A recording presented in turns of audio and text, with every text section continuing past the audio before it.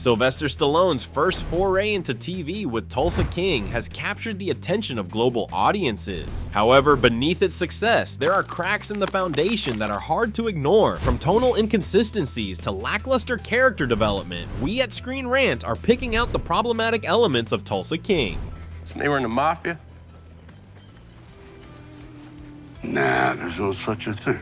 While Tulsa King is entertaining, it suffers from some key issues that prevent it from reaching the level of prestige mob dramas like The Sopranos or Boardwalk Empire. Let's break these down. One of the biggest criticisms of Tulsa King is its lack of realism, particularly when it comes to the consequences of Dwight's actions. Despite his decades of mafia experience, Dwight's actions often come across as implausibly consequence-free. For example, in Season 1's finale, after a season of rivalry, Dwight counterattacks the Black Macadam biker gang, killing leader Cowlin Waltrip. Instead of ongoing retaliation in Season 2, the gang simply disappears. Tulsa King seems keen on wrapping antagonist storylines up in a neat little bow or sweeping them under the rug. Similarly, Dwight's criminal enterprise expands rapidly with little resistance or nuance. This is not comfortable. In real life, taking over a town would require navigating existing criminal elements and law enforcement. Instead, Dwight goes through conflicts with varying ease, undermining the stakes and believability of the story.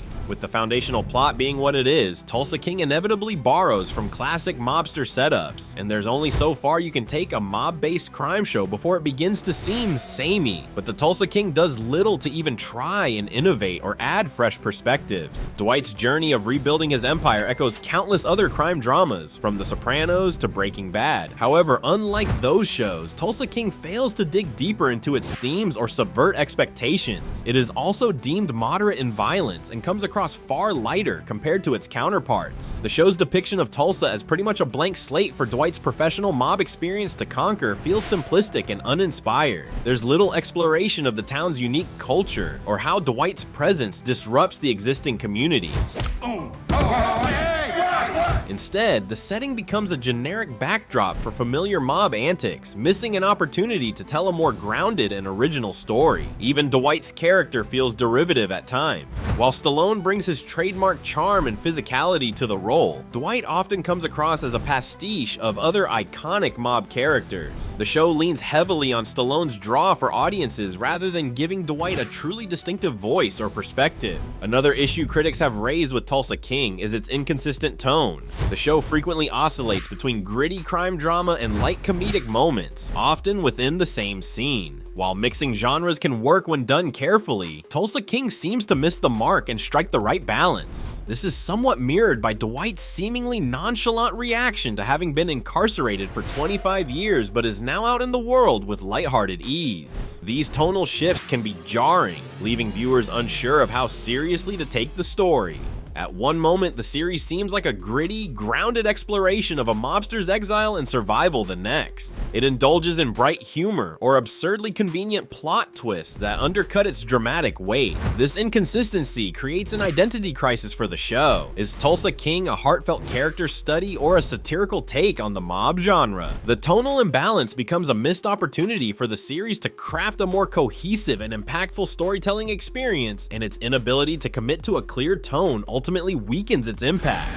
Sylvester Stallone's presence is both a strength and a weakness for the show. Though it's obvious Sly's star power was what got the show signed off and no doubt brought the audience, it shouldn't be made to carry the entire series. While his charisma and witty timing elevate many scenes, the show relies too heavily on him to keep everything moving. As a result, the supporting cast often feels underutilized, and there is an awkwardness to the ensemble dynamic. There are plenty of characters that would be perfect to see expanded upon, such as dispensary owner Bodie or Mitch, the ex-con bar owner. With Bodie's hesitance toward Dwight's criminal world and Mitch's struggle with his past, both have the potential for deeper story arcs, but are overshadowed by Dwight's larger-than-life persona. As it stands, instead of being given meaningful storylines, it comes across as if they exist primarily to react to Dwight's antics. This dynamic creates a lopsided focus that limits the show's ability to flesh out its world. Additionally, the lack of focus on other characters undermines the narrative's depth. A great ensemble show like The Sopranos succeeds because every character feels essential and layered. Tulsa King could achieve a similar balance by giving more screen time to its supporting players and allowing them to grow grow independently of Dwight's arc. Without this balance, the show risks feeling one note, leaning too heavily on Stallone's shoulders to carry the entire weight of the series.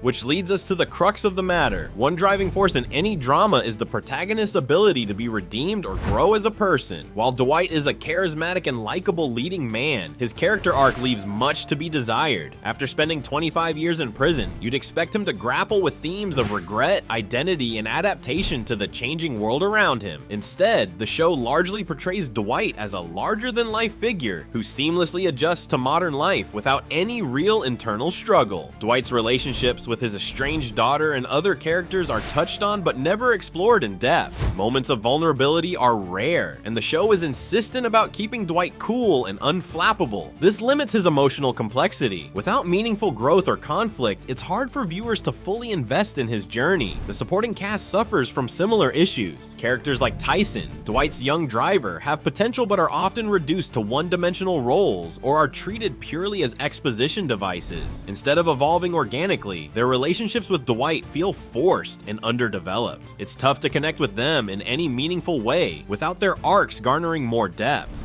When Tulsa King premiered in late 2022, viewers were hopeful for a fresh twist on the classic mobster genre. Sylvester Stallone stars as Dwight the General Manfredi, a seasoned New York mafia capo who's exiled to Tulsa, Oklahoma, after serving a 25-year prison sentence. The fish-out-of-water premise was intriguing. The show's pedigree further amplified the hype. With the creator of the historical saga Yellowstone, Taylor Sheridan, behind the show, expectations were high for compelling storytelling and memorable characters. The show garnered solid ratings, with a Rotten Tomatoes score of 78% and Stallone earning widespread praise for his first TV lead role. However, as the episodes rolled out, some noticed cracks in the narrative and execution.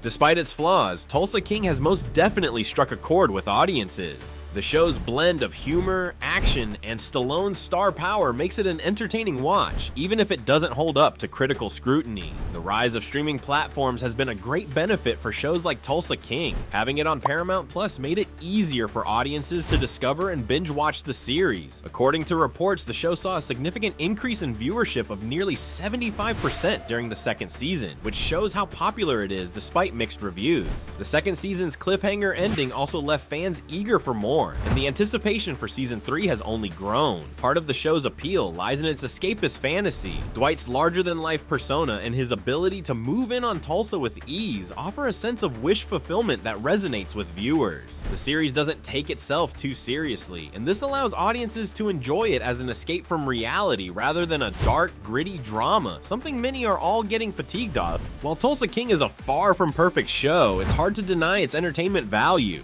Sylvester Stallone's magnetic performance and the series' humor have won over many fans, even if its flaws, from tonal inconsistencies to lackluster character development, hold it back from mob drama greatness. It's no less deserving of your attention. As Tulsa King continues, there's potential for deeper character growth and tonal improvement. By addressing its weaknesses and diving deeper into its characters and setting, the series could evolve into something truly memorable. What do you think? Is Tulsa King a must-watch or a missed opportunity for a grittier show? Let us know in the comments below, and don't forget to like and subscribe for more deep dives into your favorite TV shows and movies. Thanks for watching Screen Rant.